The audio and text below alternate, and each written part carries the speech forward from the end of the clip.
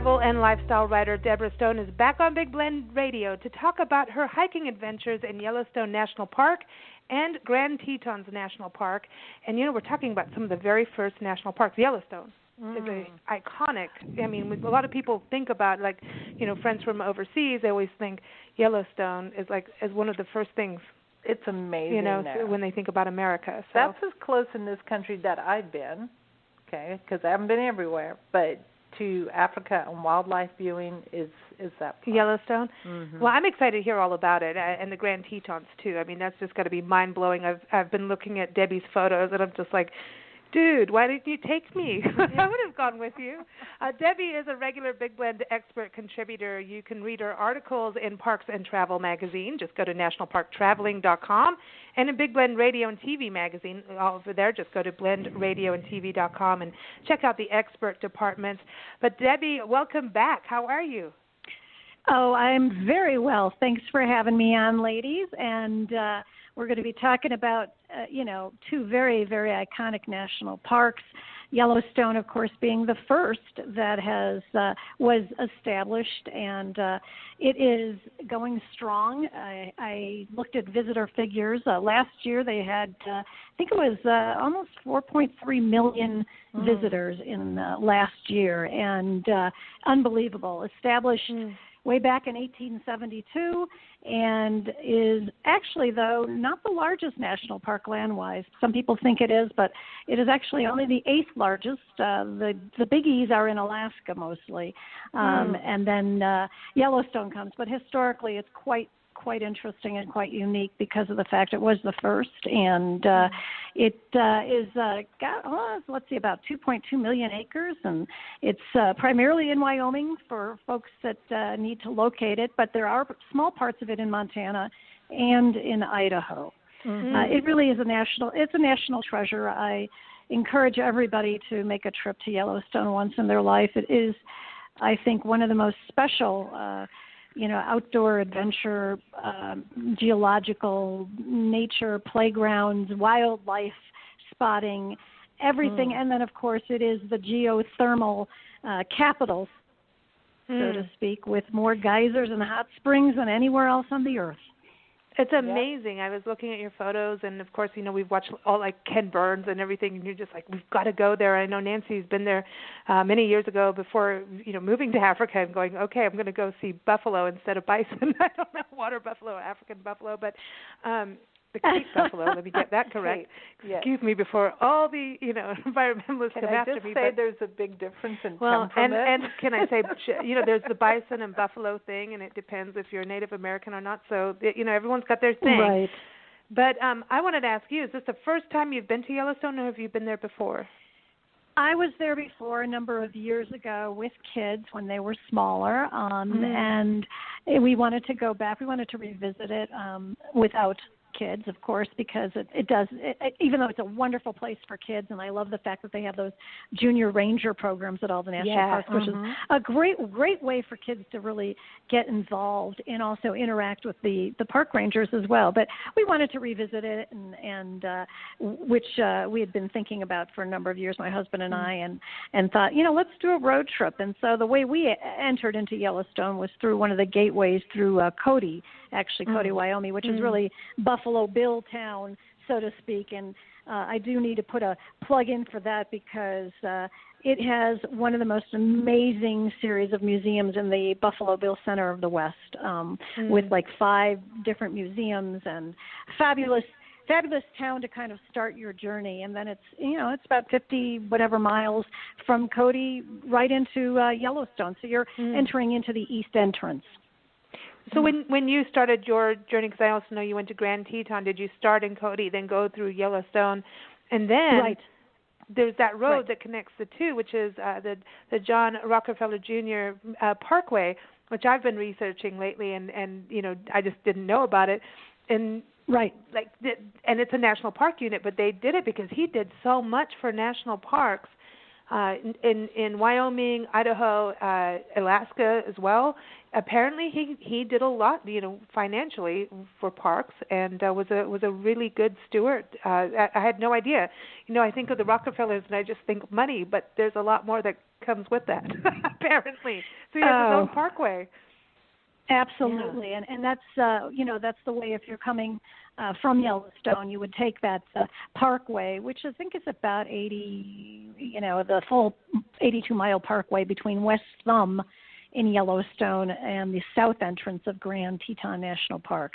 And it is really quite beautiful to take that ride, that drive. It's very nice with the Snake River. It's lovely, really lovely. But so Yellowstone, it's known, it has these incredible hot springs. They have these mud pots, which I loved, and also these, they call them the fumaroles, which are these like vents, these steam vents. And then they have these travertine terraces, which are only found at Mammoth Hot Springs, where you get this water and this limestone that come together, and they create this, it almost looks like chalk. It's like a chalk-white travertine surface.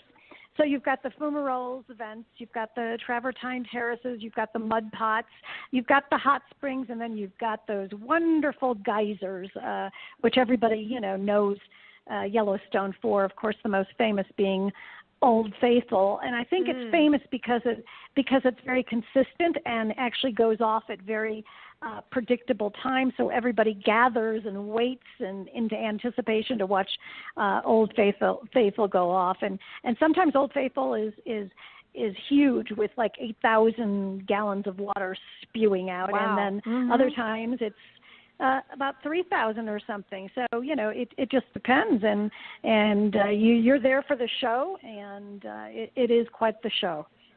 Wow, and I saw some of your photos where people were sitting at the Old Faithful Inn, which the Old Faithful Inn, like that to me is like that's the ultimate, mountain cabin, but it's a big cabin. It's a lodge, and I think there's a huge history in our National Park Service as well about these lodges, and a lot of people go just because of that. I know Grand Canyon has, about those, but to be able to have these viewing platforms, to be able to, can we have a glass of wine while we're watching Old Faithful? Let's get to the real important stuff here, Debbie. I know you were hiking, but wine has to be involved somewhere. No. Absolutely. You go out onto the deck of Old Faithful Inn, grab yourself a bench.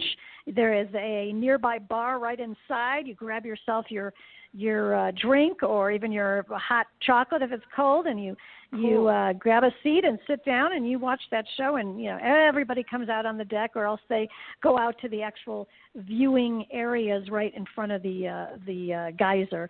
So either way, I did both to get both perspectives, and it's just one of those iconic activities that I feel is a must. It's a bucket list for everybody, for sure. Because where else are you going to see this? Yeah, you're not. And Yellowstone's in the news all the time about what's going on with volcanic activity. So I encourage everybody to get out there now, I think before she really blows. I don't know. No, I just think that the world has to, the planet has to balance, and there's no telling what it has to balance on a specific day. But when it needs to balance, it's like when a dog has a tick or wants to shake off some water, they just do it when they need to do it. And there's no real warning that it's going to happen. But then you come to Old Faithful, and it's like almost like clockwork. And I've also heard that Old Faithful is really getting it was getting abused, like people's trash getting stuck in Old Faithful. When we were in the Everglades, we did the Hinga Trail, which is a very popular boardwalk, basically, where you can see, cormorants are right hanging out next to you, and alligators. Everything is right there. Bitterns. I can't even believe the footage I got from there just in like half an hour. It was incredible.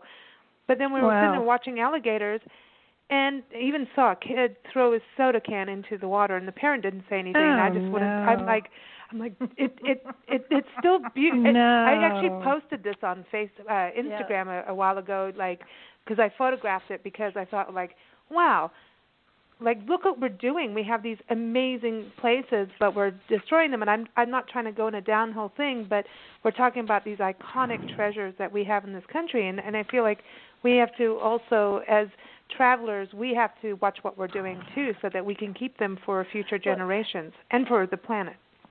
So did you see Absolutely. any of that while you were there? No, it's actually very, I thought, very clean, very pristine. I didn't see any garbage anywhere around there. Good. So it sounds like they're doing a good job of at least reinforcing that and making sure people know not to do that.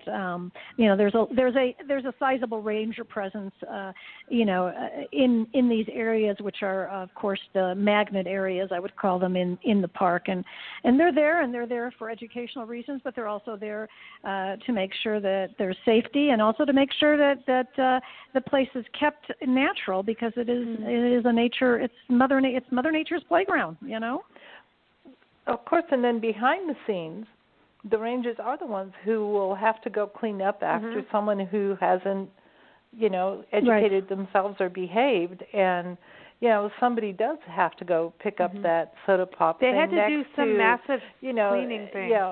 Right next to where the alligators are, there, and somebody does have to go in every once in a while and try to pick up, what shouldn't be around Old Faithful. So, I mean, that's the other side of what our rangers do. It would be, I'm sure most people behave, or it'd be a lot harder than it is to keep things clean. But it's, when you're traveling with children, it's really well worth taking a few minutes before you get to the scene to explain to them what you shall not do. I think that the junior ranger programs help that in a way that gets them involved, so they're actually becoming more observant and connected with the place that they're in, so they don't feel like doing that. Maybe I think they're good for adults too. Yeah, I think what Yellowstone does extremely well also is that they have, the park is divided into several different areas, but there are a number of visitor centers at all these junctions, and each one of them has, there's usually displays, sometimes little museums, definitely films, exhibits, that kind of thing. And there's all sorts of information about, not only the park history, the wildlife, the geology, making sure it stays the way it should stay. And so there's these messages that visitors are bound to get, not once, but multiple times if they are, in these visitor centers, or if they have any interaction with a ranger program. And, they have, in the summertime, they have, these wonderful evening programs where rangers will talk either at different visitor center areas or even at campgrounds. And then, the kids have, various activities on their junior ranger to get their junior ranger, badge. They have various activities they need to do, places they need to go, things they need to watch, observe, listen, all those kinds of things. And I think it's just, I mean, I know I did it with my kids when they were younger, and I really thought it was such a brilliant idea for the Park Service to have something like that for youth. Yeah, I love it. And as a kid, I was raised on Ranger Rick programs. I mean, even when we were living in Kenya, Nancy had them shipped out, and I had big binders of them. And then, I was grown up, and we were moving to England. Well, I was kind of grown up, and it was like, you can't just take things in and out of Africa. It just doesn't work that way. And it was so hard. I'm like, I'm taking my Ranger Rick. I had all these, it was like a bookshelf of them, and all the not just the magazine, but the actual worksheets. And I loved them, and I still I would do Ranger Rick now. That's why I love the Junior Ranger programs, because there's some of the places we've been to where you see kids get involved, and you can see them change into becoming the stewards of the land. And literally, I remember that time in the Sequoias, we were hiking at Topeka Falls, and we were hiking up through there. And a golden marmot came out and really decided to hang out with Nancy and just jump around us, And this family came by with these kids, and the one little boy turns to Nancy and goes, you shouldn't be that close to the marmot. You need to keep your distance. Oh, that's so funny. I loved it. I was like, finally, someone told Nancy off. That was really funny. Wow, I didn't do anything. Too funny. The animal just decided to sit right next to me. Yeah. And I was like, this is cool. Yeah, and the kid was like, no. But even in the Gila Wilderness, I remember going up, it was Pinnacles National Park up in Central California, when you were doing that one hike with the ranger, and we were walking through, and this family was sitting up on this cliff face and doing things. And Nancy was saying something to the ranger, and the kid turned around and answered, Nancy, like, this is how it was formed at this date. And we're like, wow. So I think these junior ranger programs, what you're talking about, I think they are absolutely important. And so crucial. I have to tell you, Priscilla, our pink sock monkey, our tour mascot for our tour of national parks, she has a number of junior ranger badges, and she even got sworn in.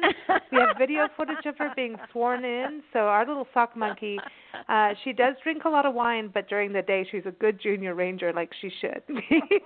Yay, Priscilla. Yoo-hoo! I know. I'm going to have to send you some photos of her.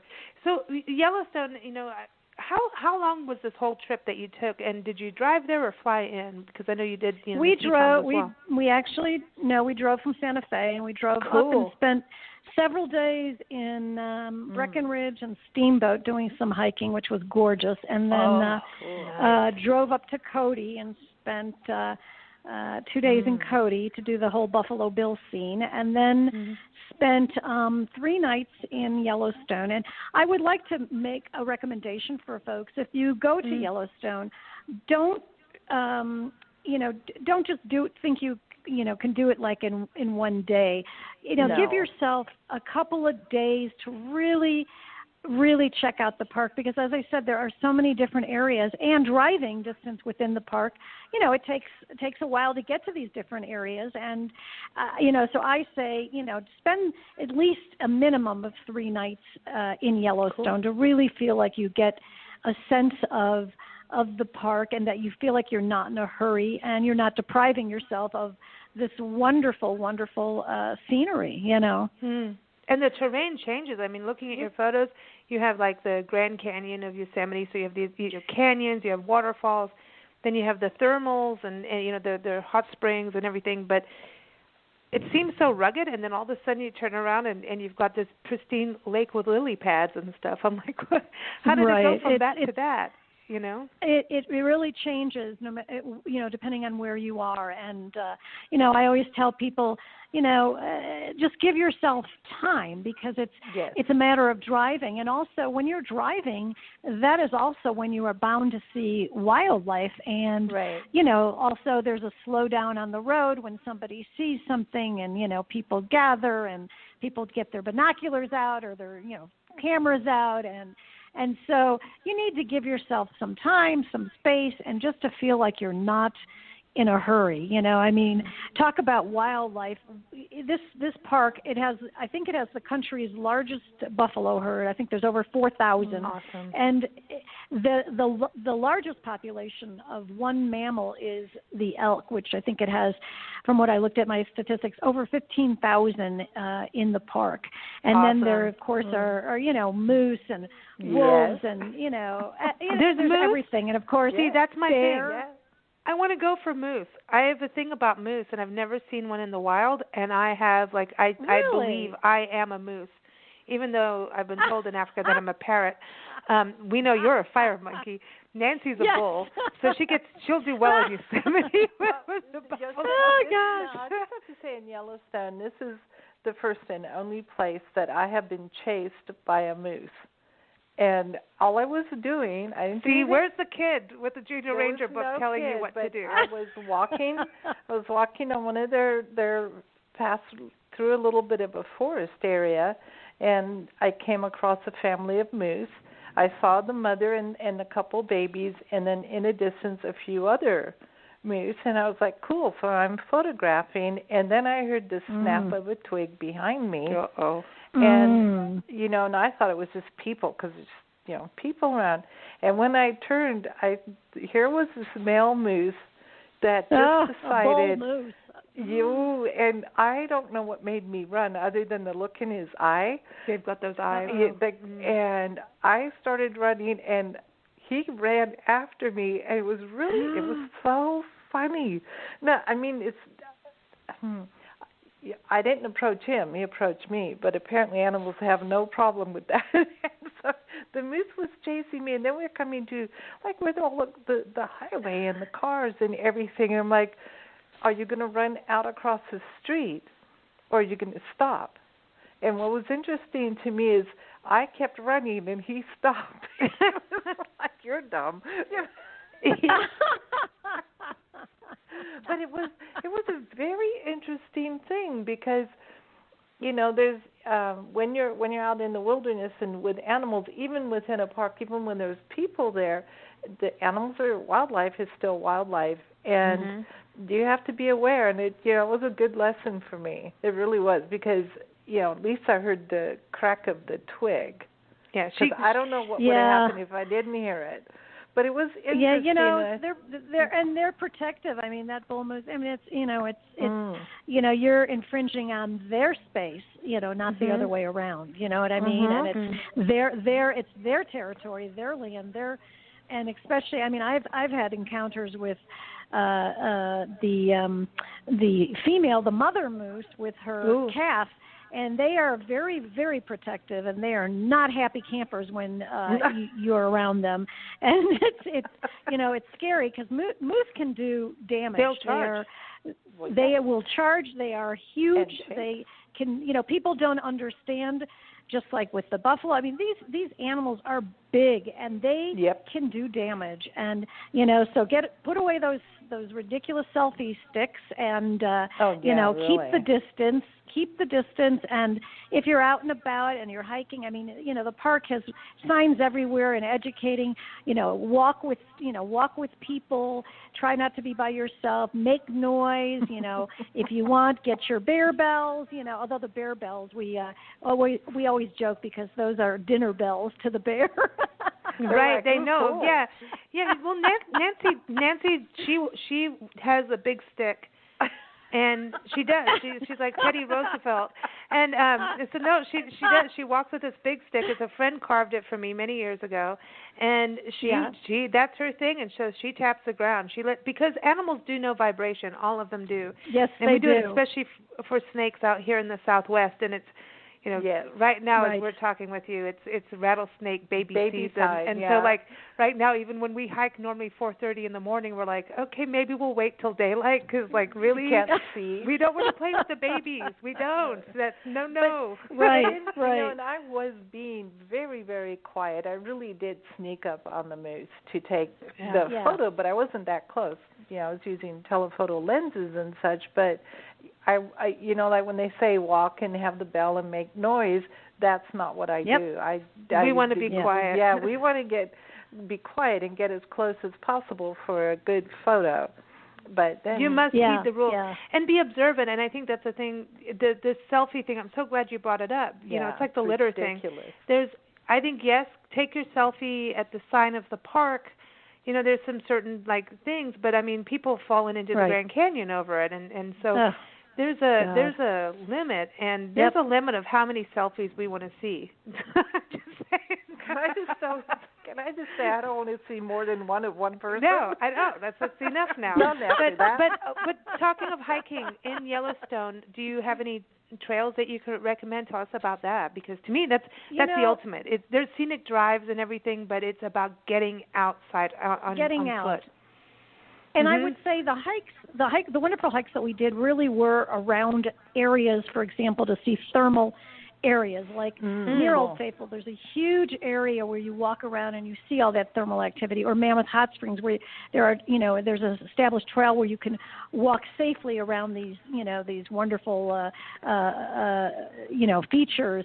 And then of course there's Yellowstone Lake, which is beautiful. You can walk around the lake. You can go. I mean, all the areas, there are tons of established trails. In fact, I think there's more than 1,000 miles of hiking trails within the park. And one of my favorites was, of course, to go see the Grand Canyon of the Yellowstone, which to me was absolutely sublime. One of the most awesome sights ever. So you can, and it has a waterfall. You can go see. Yes, you can go see the Grand Canyon. Then you can go from there. You can hike, and then that's from where we went and saw the thermal activity. Then we saw the lily pads with this beautiful clear lake, and then the scenery kept changing as we were hiking, and it was like, oh my gosh, this is amazing. And really, if you do take some of these trails, some of them are wonderful to get away actually from the main magnet, because the main magnet attracts all the people who are driving, get out of their car, run to take a picture, go back in their car, and move on to the next one. Whereas if you park your car, look at that beautiful sight, but then there's a trail, and you say, I'm going to do this trail. And so you do the trail, and there's not that many people on the trail, because to be honest with you, and it's actually a sad fact in my mind, there aren't that many people who hike. You know? Yeah. There just aren't. And to me, it's the same thing like with the Grand Canyon. You know, you look over at the rim and everyone goes, ooh, that's beautiful. Take my photos, go to the gift shop, get something to eat, and then I'm moving on.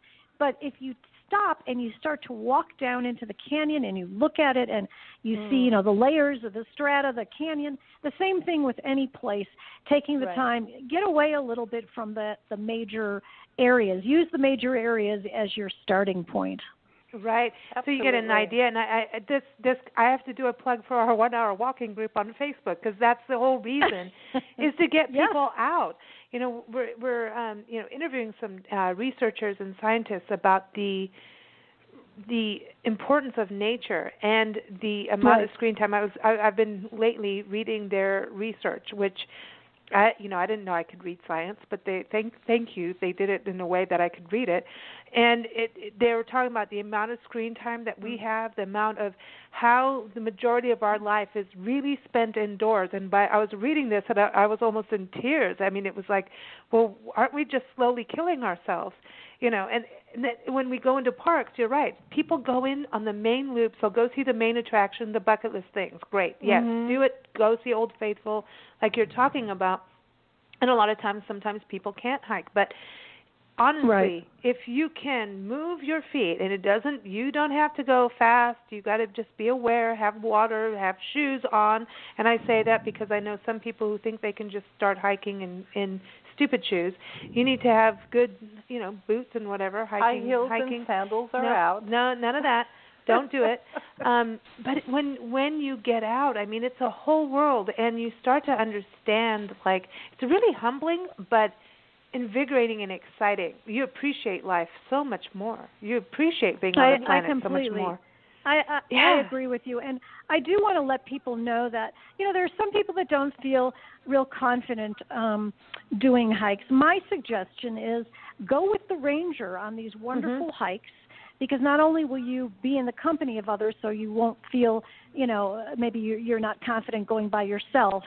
You would like to be with other people, and maybe you're traveling by yourself. But in any case, go with the ranger, and you'll get an entirely different experience, because that ranger will provide so much background information about what you're seeing and about the park or the nature or flowers or whatever it is. And yet you'll also feel like, okay, I am with a group. I feel okay. I don't have to worry, And so for some people, that option is really valuable. So I encourage people, look at the list of hikes that the rangers are offering, because they offer them all the time. And, pick one, and it gives you the level, whether it's a moderate hike, whether it's a little bit more challenging, what's the terrain, are you going to be going up 1,000 feet, or is this a loop or whatever? But, talk to them, and then, join the group. You'll find, I think, that you'll have a whole different perspective out of the hike. Well, I think you'll get a whole lot more out of the hike that way. It's a great place to start if you're at all nervous. I totally agree with you, and you will learn more than hiking on your own. Oh, that's what Nancy and I mean, we just came back. We were in Buenos Aires National Wildlife Refuge a couple of days ago, or a week ago, I don't know. But we went out with the ranger, and he took us out and showed us all these different things. And then we went back the next day. And, the first day, I mean, obviously we get footage and everything, but the second day, I understood what to take and why, and for footage, just on the video side and everything that we do. But as a human being experience, it was this appreciation and understanding why you're looking at why this grass is good versus this invasive over here, or all these little things. It's so amazing. You understand the web of life, the ecosystems, how everything works together, how that system of nature works. I mean, I know we have computers, but, Bill Gates and Steve Jobs, you've done a great job, but let me tell you, Mother Nature pretty mind blowing, and we copy her all the time. But I don't think that those two gentlemen, for 1 second of their life, really wanted you to. I think that was a way of bringing things to you to get you out to explore. Yeah. I didn't think they wanted anybody to be computer bound their whole life. Yeah, and in a never basement go with out. your computer. Yeah. Yeah. But I think you're so right about going with the Rangers. I mean, that's something Nancy and I always do, and I know it's from the media side, but I have to say that it is one of, I don't know, it's just so nice to hear and learn about what you're seeing. And you do make friends, and you do learn different levels. And when you're with a ranger, if you're worried about moose and bear or a wolf coming up or a snake, at least you know you're with someone who knows what to do. And they have a little walkie-talkie. Yeah, because absolutely. probably, like, should you run? Yeah. With your back to the animal or they'll not, tell you what to do. And after that spent years in Africa, I learned different techniques when an animal charges. What you don't do is turn your back and run a lot of the time, depending on the animal. So. Hey, Debbie. Right. Since you're the fire monkey, your name from Bhutan when you were hiking around there. I mean, you hike everywhere. This is crazy. I was thinking about this earlier today, about your doing the river rapid thing in Oklahoma City in the downtown district. Yes, I mean, I'm still tripping on that. And you're hiking up Bhutan up to the top to that tiger monastery and Tiger's Nest. I mean, way up there. And then you're doing the 7-day hiking through the Great Smoky Mountains. So you've got to be super fit. But I think it's time for you to go to Africa. We're just we're waiting for that. That's got to be your next trip. I have actually been to East Africa. I've been a number of years ago. I went to Kenya and to Tanzania and did the whole thing there. My next big thing is I've set my sights on South Africa, Namibia, Rwanda, Botswana. That's my next. That would be the next bucket list situation. So stay tuned is all I can say. Stay tuned. Cool. Botswana's got to be nice because they've been really taking care of their wildlife. Yeah. So now, so Yellowstone to the Grand-Tetons, I mean, so how grand are they? I mean, to me, from even looking at pictures, I mean, to me, I can just see it has got to be one of those you just stand there in awe. It is. This park is. I thought that the scenery of the mountains are. Of course, the Grand Teton itself is. I think nearly 14,000. There are many peaks over 12,000, and there is this active mountain front that's about 40 miles long that's considered to be the Teton Range, and this park is. It's different in scenery because you're not going to have the same kinds of things as Yellowstone, but the beauty is there. Oh my gosh, in spades. It's truly wonderful. They have it's a smaller park, of course. There's a couple 100 miles of trails for hikers to enjoy. I found it very interesting when I was there to learn about the establishment of Grand Teton, whereas Yellowstone was relatively easy. I think it took only 2 years before from idea to reality. But Grand Teton was a really burdensome process, if I can call it that. It took decades to establish. The original park was in 1929, but then over time, Rockefeller donated land, and then they considered the Jackson-Hole National Monument, and they put it all together into one, the present day park. I think it was back in 1950. So it took decades between that 1929 and then 1950 for it to come about to where it is today. But there were people, people who saw a perceived loss of individual freedoms because they didn't want expansion of governmental control, and so there were some anti-park sentiments, particularly in Jackson Hole, that really almost derailed this establishment of this park. But thank goodness it didn't, because it truly is another national treasure, and it also has those stately national park lodges, Jackson Lake Lodge, elegant Jenny Lake Lodge, and so you've got got your, once again, like Yellowstone as well, and I forgot to mention, you have a wide range of accommodations to suit different budgets and needs, based on, whether you really want the top of the line, do you want a very historic inn, do you want cabins, that are basic, rustic, but very comfortable, and who spends a lot of time in a cabin when you're in a national park. And then, you've got campers, and camping, there are plenty of campgrounds. So there are many, many options. However, if you plan to go to Yellowstone or the Tetons or these national parks in summer, when the rest of the world is going there as well, you need to have, if you wish to stay within the park, you need to make reservations well in advance. And a lot of people make them almost a year in advance, 8 months, 6 months, 7 months. And it's mandatory. You can stay outside of the park, and that's fine. But you're going to be driving into the park, each time you want to go there. Yeah.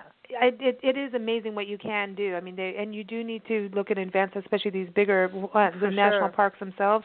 I want to touch on this because when you were talking about how the Grand Tetons became and how that long process happens, and a lot of times we have a fight in our country now, just on national monuments and things like that. And even our Saguaro National Park, where we're based in Tucson, went through almost losing all of it. And the fight to protect this land was huge. And really, it was about protecting the saguaro cactus. And it took newspaper people going up and lobbying Congress and getting the right person at the right time to make it actually a national park unit. We have, over the years of traveling to the parks and doing our Spirit of America tour, going to all the national park units and talk to different people, there is a balance of what people want to happen with the land in our country.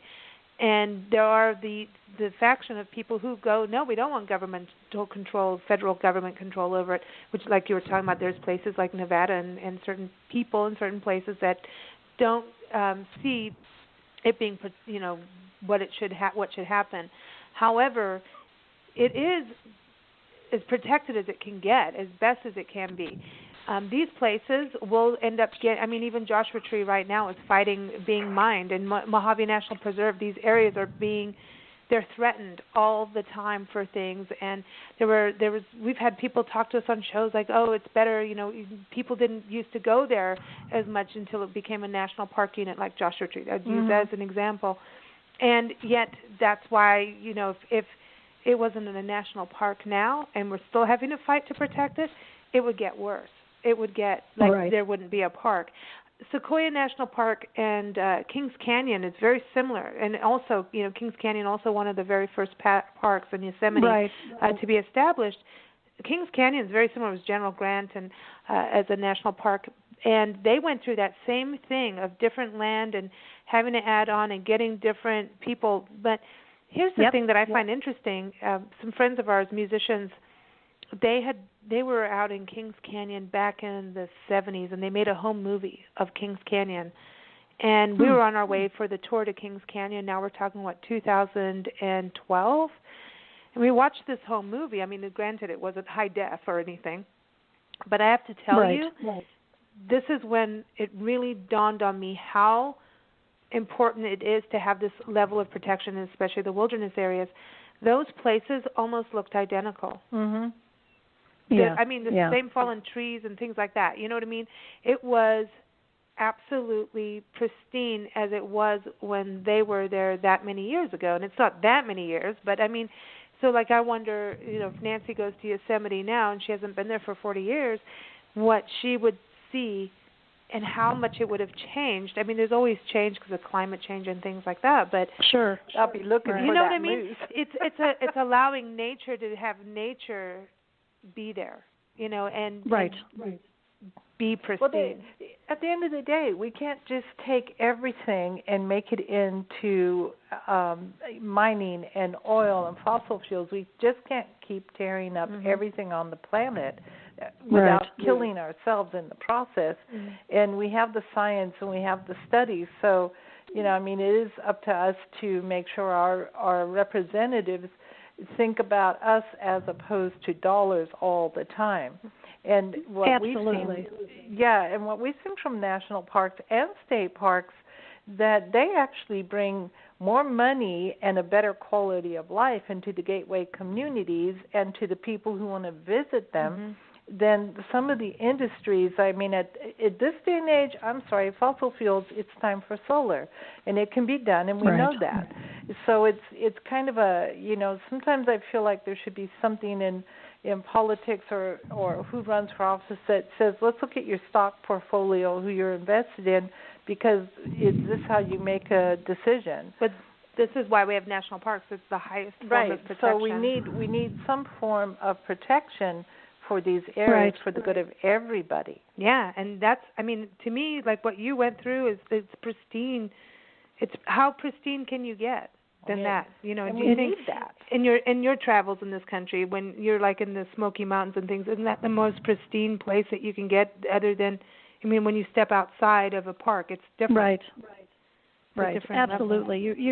You're in this unspoiled, very, very natural environment that is truly, I think, some of the most beautiful scenery in the world when you go to our country's national parks. And, the Tetons, people, they're known for that unobstructed view of those mountains. But it also has these lakes and rivers and these waterfalls. And, it's truly one of those, it's one of, as I say, an adventure playground that you will just kind of gasp-inducing scenery. It just is.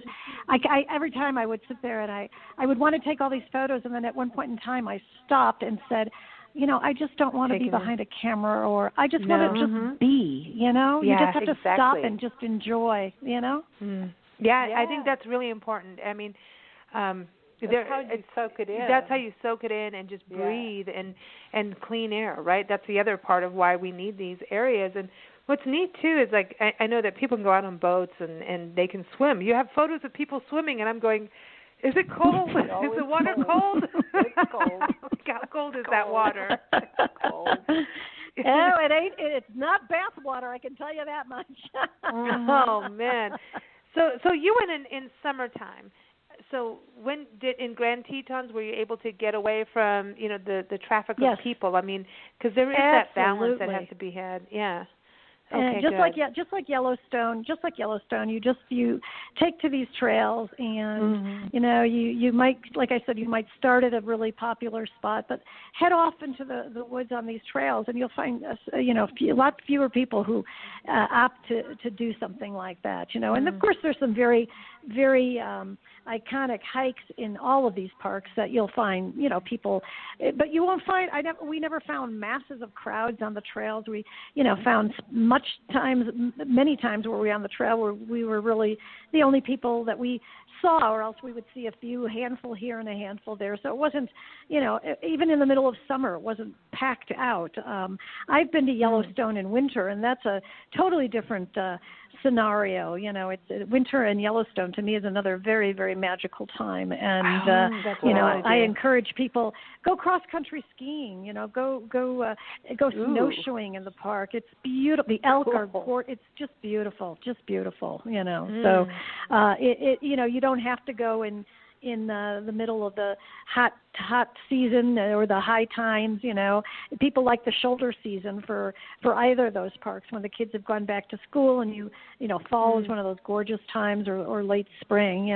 But they have a lot of very much gem hikes in my book when it comes to the Tetons. There's these waterfalls that are just an inspiration point, another one. And people in the Tetons, there's a wonderful service at Jenny Lake. They can take the boat across the lake and then hike from there.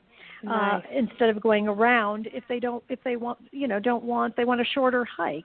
Some people don't want to be hiking for 7 miles. They would like to do a 3-mile hike and call it good, which is fine. I think any amount of distance you do is great. I know every step is worth it. And also having the boat experience is cool too, because then you get a different view of where you are and seeing it. Now, wildflowers, it looked like you saw some wildflowers, because I know in Mount Rainier, that to me was the most alpine I've ever been. Some places in South Africa had alpine, but not like this. Mount Rainier blew my mind. I I can't. I've seen some of my friends have come back from Switzerland. And I'm like, oh my God, are you kidding me? Like that. I mean, really, that's insane. Yeah. But and Mount Rainier to me was I'm still in awe that's insane. of that. Oh, yeah. yeah. So what was it like there? I mean, with wildflowers. Lots of different places that had wildflowers they were truly beautiful. And then, the wild berries start to come in, and, August is one of those months where you get a lot of abundance of that.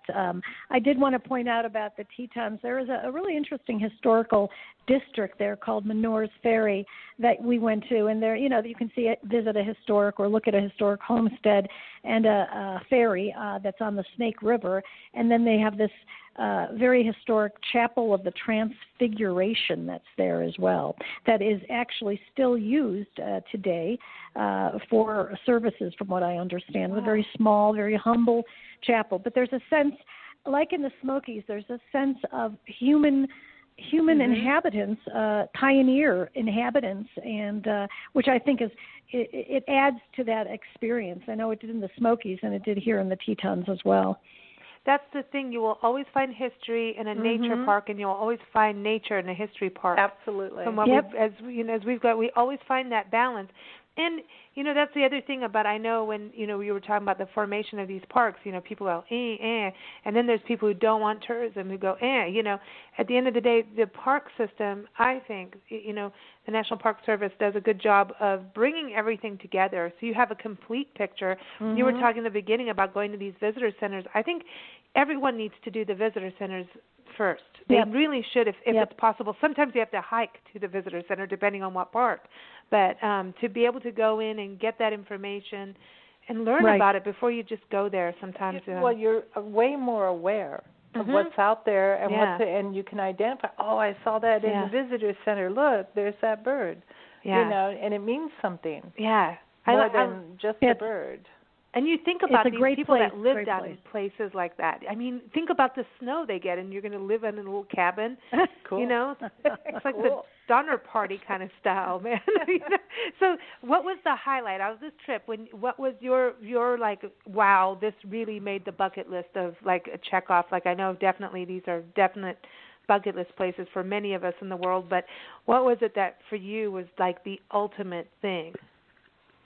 I think, well, in the Tetons, I think it's the mountain range that to me was so spectacular, unobstructed and just absolutely breathtaking. I think those, those peaks that are just, I don't know, against a blue sky, there's just nothing like that. And that to me was incredibly memorable. And Yellowstone for me, I was fascinated with the different, landforms. I just couldn't, it's just so hard to take it all in that there's so many different geological forces going on in this one park, and that, like we were talking, you can go from one to another, and for me the water features, the geysers and those mud pots and paint pots and all that kind of stuff was, that you don't get a chance to see that kind of stuff. It's not all everywhere around the United States, and it's like there you are with the most ever in one place, and it's just you smell that sulfur, you feel that heat. I don't know, it just those kinds of experiences to me that are very unique. You can't get them except when you go to these places. So I think it's just to me it's hallowed ground. It's the mud pots and the paint pot. The paint pot things blew my mind because there was a light yellow, light blue, and a light red, and those are the primary colors. And then I started thinking, well, that's where we got our primary colors, duh. And it was a whole different. It was just they're just right next to each other. You want to go put your paintbrush in them. I want to go mix them together and blend them up. But it was just like, look at that. That's just so weird. Oh. I know. When I look at all the footage and the pictures, to me, it kind of reminds us. Well, not reminds me. That sounds just going to sound weird. It's what I kind of envision different planets. If we move to a different planet, that would be like that. I'm not saying that I've been to another planet before. Just as I was saying, I was like, that sounded really weird. Yes, I've come back to Earth after a rendezvous to Mars. Were an alien. But I think that it reminds us that it's not all the same. Like, you know what I mean? It's just it really reminds us of like how things work, and I think that's fascinating. So thank you so much, Debbie, for sharing your journey. I mean, my gosh, like it sounds like I you're want to so go. welcome. Well, you have to. Yeah, you have to go again. Well, I was a baby when you must. Yeah, you have to. I have to. I miss it. Okay, we'll go. Maybe summer. I saw a coyote chase a badger, and the badger went down the burrow, and then it was like a cartoon. In a couple of seconds, the badger came out, chased the coyote. I'm like, where else are you going to see that? It was amazing. Oh my gosh! It was like, wow, look Remember at that? I saw a deer. I filmed a coyote chase a deer down the road in Yosemite. Yeah, that was down the valley. Too. Remember that thing? I got out to photograph one deer, and then all of a sudden there's a coyote, and he looked like he was going to come right at me, and I didn't care. I just kept filming him. I'm like, "You go, dude!" Yeah, it's crazy. It's so crazy. But there's wolves. It is so crazy. Absolutely Could you imagine crazy. Seeing a wolf? Seeing wildlife in out in the nature, to me, where they belong is wonderful. You know.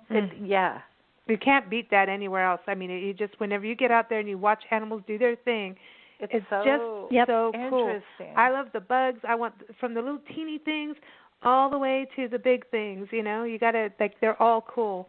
But thank you so much, Debbie. Always a pleasure to have you on Big Blend Radio, and I want to encourage everyone again, if you go to nationalparktraveling.com, you'll see Debbie's articles and past interviews in our Parks and Travel magazine, as well as on blendradioandtv.com. Her articles and interviews are in Big Blend Radio and TV magazine and on the websites as well. Just go to our expert department. Thank you so much for giving us an update, or not an update, like your story of this incredible journey. Well, thanks so much for having me on, and until next time, ladies, take care. You too. Happy hiking. Yeah, you made us really jealous. I know. We're going to go take a hike right now. Take care. All right, hit the trails. Take care now. Okay. All right. Thanks. Bye-bye.